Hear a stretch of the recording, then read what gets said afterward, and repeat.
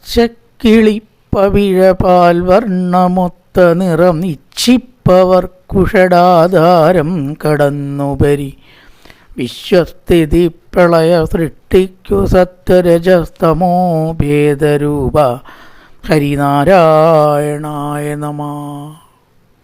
നമസ്കാരം. സന്ധ്യാവന്ദനത്തിലേക്ക് എല്ലാവർക്കും സ്വാഗതം. പ്രിയരെ, എഴുത്തച്ഛൻ്റെ ഹരിനാമ കീർത്തനത്തെപ്പറ്റി കേൾക്കാത്തവർ ഈ കേരളക്കരയിൽ ആരും ഉണ്ടാവില്ല. മലയാള ഭാഷയ്ക്ക് മറക്കാനാവാത്ത സംഭാവന നൽകിയ ഒരു ദിവ്യൻ കൂടിയായിരുന്നു എഴുത്തച്ഛൻ. മേപ്പത്തൂരിൻ്റെ രോഗം മാറാൻ എന്തു വേണം എന്ന് ചോദിച്ചപ്പോൾ മീൻ തൊട്ടുകൂട്ടണം എന്ന് വ്യംഗ്യമായി മത്സ്യാവതാരം മുതൽക്കുള്ള കഥ എഴുതാൻ പ്രേരിപ്പിച്ച ആളാണ് തുഞ്ചത്ത് എഴുത്തച്ഛൻ എന്ന് കേട്ടിട്ടുണ്ട്. മേപ്പത്തൂരിനെയൊക്കെ ഉപദേശിക്കണമെങ്കിൽ എത്ര കേമത്തുണ്ടാവണം എന്ന് അതിൽ നിന്ന് മനസ്സിലാക്കാം. ജാതിയല്ല ഒരാളുടെ മേന്മയ്ക്ക് അടിസ്ഥാനം എന്നുകൂടി ഇതിൽ നിന്ന് വരുന്നു.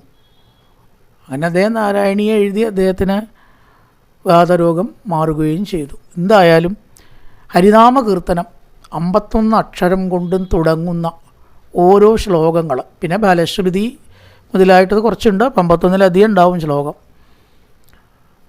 വളരെ ഗഹനമായിട്ടുള്ള ആശയങ്ങൾ ഉൾക്കൊള്ളിച്ചു കൊണ്ട് എഴുതിയ മനോഹരമായ ആ ഹരിനാമ കീർത്തനത്തിലെ 9ാമത്തെ ശ്ലോകമാണ് ചൊല്ലിയത്. പല പല ഗഹനമായ ആശയങ്ങളും അദ്ദേഹം ആവിഷ്കരിച്ചിട്ടുണ്ട്. ചില വാക്കുകളെ കൊണ്ട് തുടങ്ങാൻ പറ്റാത്ത, അക്ഷരങ്ങളില്ലാത്തതൊക്കെ അദ്ദേഹം അതിസമർത്ഥമായിട്ട് തുടങ്ങി. ഉദാഹരണം, ഗാനം കണക്കെ 5 അക്ഷരങ്ങൾക്ക് ഊനം വരുത്തിയതും. ങ്ങാ കൊണ്ട് തുടങ്ങണ ഒരു വാക്കില്ല എന്ന് അദ്ദേഹത്തിന് നമുക്കൊക്കെ അറിയാം ഇല്ലേ? ങ്ങാ കൊണ്ടൊരു വാക്ക് തുടങ്ങുമോ?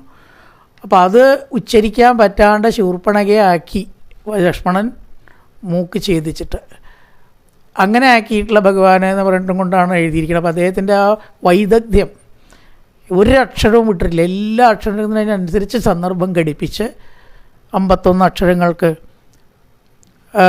ശ്ലോകങ്ങളുണ്ടാക്കിയ ഒരു മഹാൻ തന്നെയാണ് തുഞ്ചത്ത് എഴുത്തച്ഛൻ. ഇവിടെ പറയുന്നത് പച്ചക്കിളി പവിഴപാൽ വർണ്ണ മൊത്ത നിറം എന്നാണ്. സാധാരണ നിലയ്ക്ക് ഇതെന്താണ് ഈ പച്ചക്കിളി എന്ന് എല്ലാവർക്കും അറിഞ്ഞുകൊള്ളണമെന്നില്ല. ഇവിടെ സത്വരജസ്തമോ ഗുണങ്ങളെക്കുറിച്ചാണ് അദ്ദേഹം പറഞ്ഞിരിക്കുന്നത്. പച്ചക്കിളി എന്ന് പറഞ്ഞാൽ സംസ്കൃതത്തിൽ ഈ കറുപ്പ്, നീല, പച്ച ഇതൊക്കെ മൊത്തം ഒന്നാക്കിയിട്ടാണ് പെടുത്തിയിരിക്കുന്നത്. ഡാർക്ക് കളറുകളൊക്കെ. ശ്യാമവർണ്ണം എന്ന് പറഞ്ഞാൽ പച്ചയാവാം, നീലയാവാം, കറുപ്പുമാവാം. കൃഷ്ണൻ നീലയാണെന്ന് പറഞ്ഞു ശ്യാമവർണ്ണം എന്നും പറയണു. ഇത് അങ്ങോട്ടും ഇങ്ങോട്ടും മൊത്തത്തിൽ പ്രയോഗിക്കുന്ന ഒരു വാക്കാണ് ശ്യാമവർണ്ണം. ചുരുക്കം കറുപ്പ്, തമോ ഗുണം. പവിഴം എന്ന് പറഞ്ഞാൽ ചുവപ്പ്, രജോ ഗുണം. പാൽ എന്ന് പറഞ്ഞാൽ സത്വഗുണം. ഈ 3 വർണ്ണങ്ങൾ 3 ഗുണങ്ങളുടെ പ്രതീകമാണ്. സത്വരജം വെളുപ്പ്, തമോ ഗുണം കറുപ്പ്, രജോ ഗുണം ചുവപ്പ്. ഈ 3 ഗുണങ്ങളെ ആശ്രയിച്ചിട്ടാണ് ഭഗവാൻ ബ്രഹ്മാവിഷ്ണു മഹേശ്വരന്മാർ അതിനെ എവിടേക്ക് എത്തിച്ചു നോക്കൂ.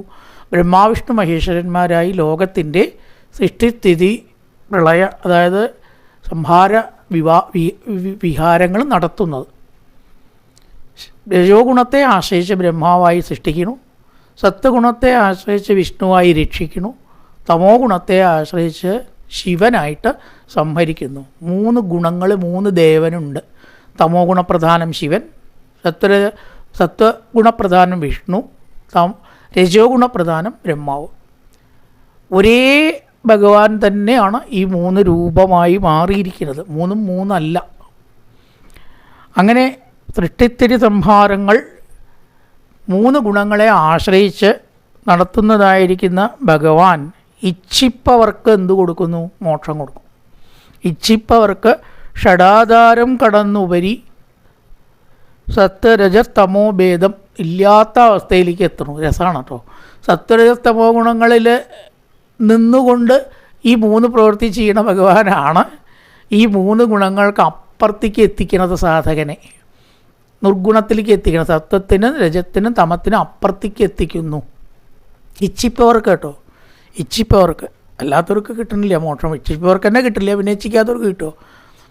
അപ്പോൾ ഏതൊരു കൂട്ടരാണോ ഗുണാതീതനായി ഈശ്വരനിലേക്ക് എത്തണം എന്ന് ആഗ്രഹിക്കുന്നത് അവർക്ക് മോക്ഷമാകുന്ന ഫലത്തെ കൊടുക്കുന്നു. ഹരിനാരായണായ നമഃ. അങ്ങനത്തെ നാരായണനായിക്കൊണ്ട് നമസ്കാരം എന്നാണ്. ഈ ലോകം മുഴുവനും സത്വരജസ്തമോ ഗുണമയമാണ്. പറയണ വാക്ക്, വസിക്കണ സ്ഥാനം, കഴിക്കണ ആഹാരം, ഇതിനൊക്കെ ഈ 3 ഭേദങ്ങൾ, സാത്വിക ആഹാരം, പച്ചക്കറികൾ മുതലായിട്ടത്, അതേപോലെ തന്നെ രജോ ഗുണം, അതുപോലെ തന്നെ ദാഹം മുതലായിട്ടൊക്കെ അധികം ഉണ്ടാക്കുന്നത്, മോഹം അജ്ഞാനം മുതലായിട്ട് സൃഷ്ടിക്കുന്ന മത്സ്യമാംസാദികൾ അതൊക്കെ തമോ ഗുണ ആഹാരമാണ്. അങ്ങനെ വസിക്കുന്ന സ്ഥാനത്തിനും എല്ലാറ്റിനും ഈ ഭേദങ്ങൾ ഗീതയിൽ ഭാഗവതത്തിലും വേർതിരിച്ച് പറഞ്ഞിട്ടുണ്ട്. സത്വരജസ്തമോ ഗുണങ്ങൾ ആത്മീയത്തിൽ പ്രധാന വിഷയമാണ്.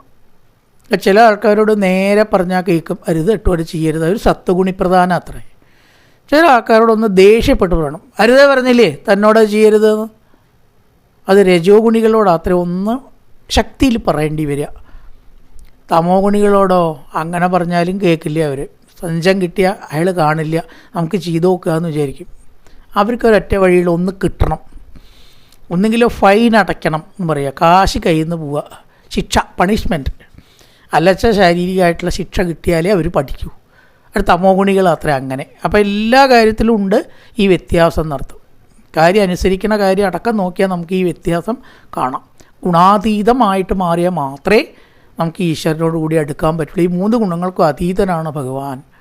അപ്പോൾ ത്രിഗുണങ്ങൾക്ക് അതീതമായിട്ടുള്ള അവസ്ഥയിലേക്ക് എത്താൻ ഇച്ഛിപ്പവർക്ക് മോക്ഷം കൊടുക്കുന്നതായിട്ടുള്ള നാരായണനെ നമസ്കരിക്കുകയാണ്. ഗുണാതീതനായിട്ടുള്ള ഭഗവാനെ ഈ ശ്ലോകത്തിൽ പച്ചക്കിളിപ്പവിഴപാൽ വർണ്ണമൊത്ത നിറമിച്ചിപ്പവർക്കു ഷഡാധാരം കടന്നുപരി വിശ്വസ്ഥിതി പ്രളയ സൃഷ്ടിക്കു സത്വരജസ്തമോ ഭേദരൂപ ഹരി നാരായണായ നമഃ. നല്ലൊരു സന്ധ്യ എല്ലാവർക്കും ആശംസിച്ചുകൊണ്ട് നിർത്തുന്നു. നമസ്കാരം.